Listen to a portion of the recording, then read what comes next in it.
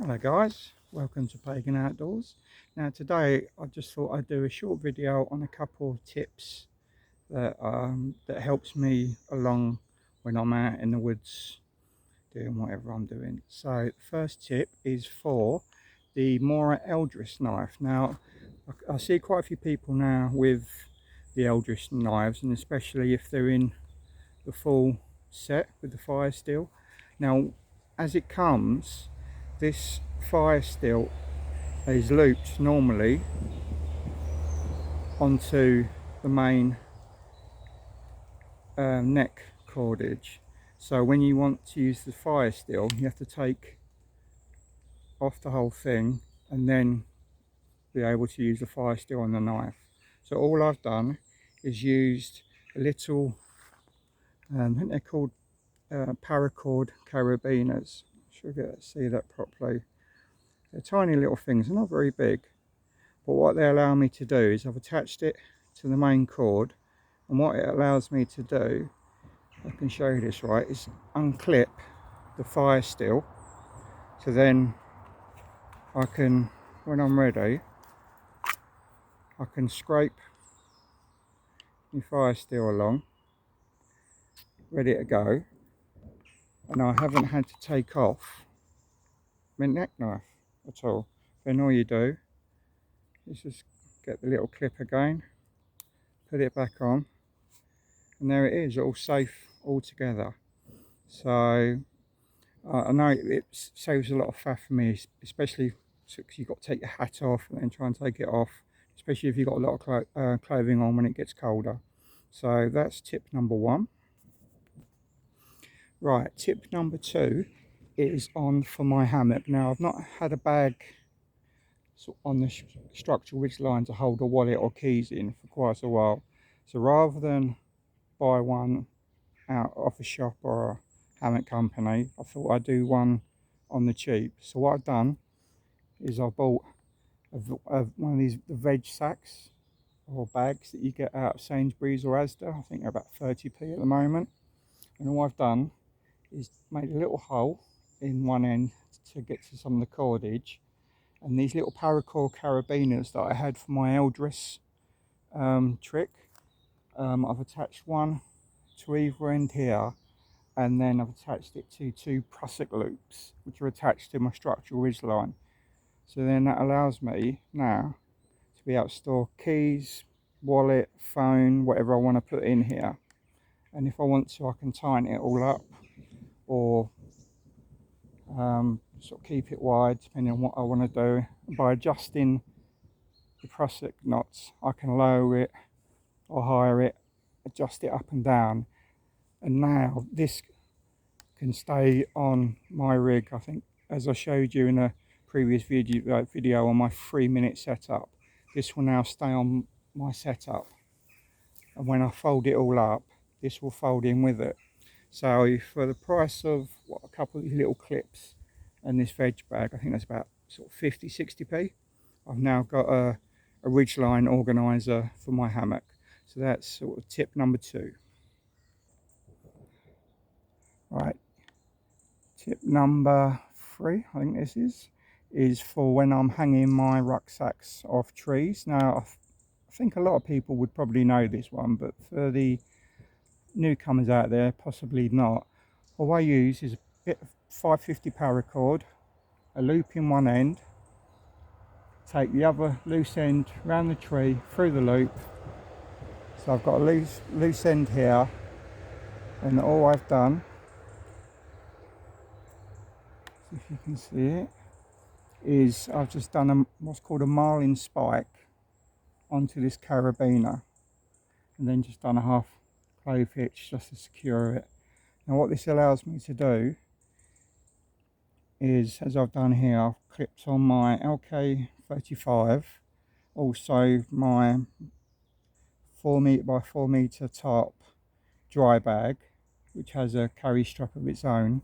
I can clip to this. I've clipped clothes to this, clipping all sorts. So I mean, whatever you'd like clipped up to a tree to keep it off the wet ground, it's up to you. But Again, you can see this now, the sun keeps poking in and out, but all it is a marlin spike on a carabiner. You can do it with a piece of wood as well, so you have almost like a coat hanger, but today I've used just a normal hammock carabiner.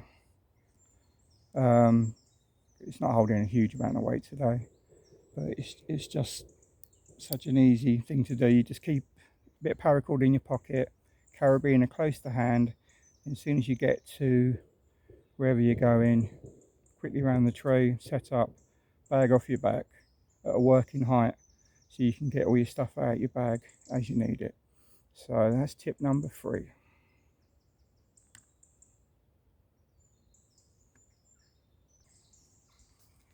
Alright, this is tip number 4. Now this, I call them Bushmans zip ties. I'm sure there's loads of other names for them, but this basically what it is: a couple pieces of 550 paracord.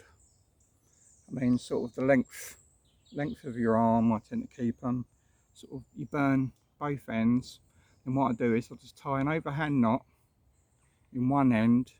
I leave a sort of a inch and a nearly 2-inch tag on the end. Then all I do is then just do an overhand knot, put it through, so you can see that there, close it down so it's quite close to that knot. Then what I do,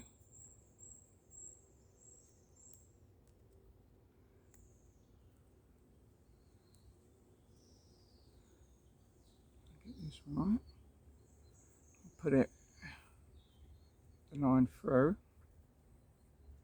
so you can pull on this end. Then basically what I'll do here, I'll use an example of my hoodie. So basically what you can do is, say you wanted this all tightened up, so if you close the knot off quite tightly, and all you do is you just pulling a bit like a sort of a tightening up a tinder hinge. Let me show you this. And all I'm doing is just keep pulling on it, pulling on it, pulling on it until it's rock solid. You can see that there, and that's pulled up tight. And what happens as you pull it, the knot tightens, and hence sort of the zip tie effect. So you can just tighten it down and sort of have a second one, do it that end, and if you wanted to keep that compact in your rucksack you can.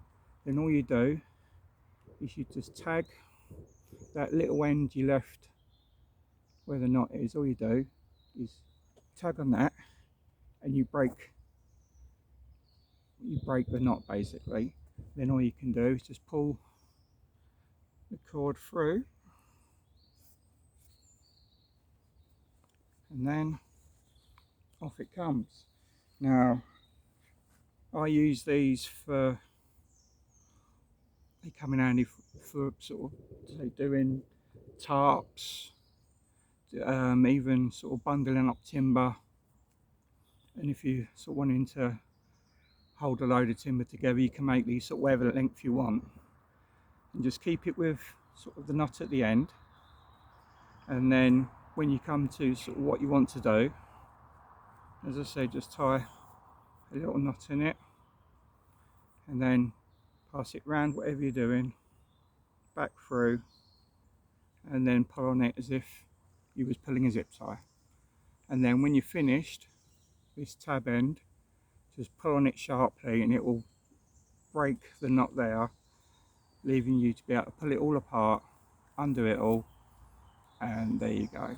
So I hope that one will be useful. I do find this one very useful. It comes in very handy, so I keep 2 of these in my pocket as well, because they come in handy for all sorts of things. So that is tip number 4. Right, last correctly. So tip number 5, this tends to be sort of the given, but sometimes gets forgotten. Now everyone tends to hopefully everyone tends to carry a main first aid kit with them, whether it's in their rucksack or even in the car, depending on how far you are away from the car.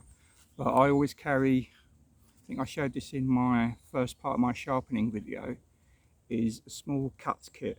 Now this is a Helicantex micro first aid pouch, I think they're called. And all it is, you have this when you shine a torch, so if you drop this on the ground, shine the torch over it and this really shines up, you'll not miss it. And all you do is just put on the 2 tabs, and all you have is a couple of pockets. So the first one has got lots of different size plasters. That's just one sort of big pocket there with plenty of plasters, different sizes, a couple of steri strips just in case as well. Now this other side has one big pocket plus 2 little ones, so I've got lots of different size safety pins in there which can come in for a multitude of uses. And then I have sort of ibuprofen, anti-allergy medication, Puritabs for purification. You can never have too many Puritabs. So all that in just this little thin package. Now this stays in my pocket 24/7 if I'm going to the shops or if I'm coming out to the woods. So, but always, I think, especially because I always carry 11mm on me anyway. So if you're carrying a knife, you should always carry a first aid kit. So I just think it's sometimes overlooked by quite a few people, and I've had them in plastic bags before now, but the bags tend to deteriorate and it can sort of knacker the plasters. But this one I've had for a little while and it's certainly doing the job better than the plastic bags do. So I hope them sort of 5 tips help. This has gone on a bit longer than I'd hoped, but I hope it helps some people out there. I know a lot of people probably know all them things anyway, but some people may not. So I hope this has helped somebody anyway. So if you like this and would like to see more videos, please like and subscribe. I shall see you later. Love and light, and catch you on the other side.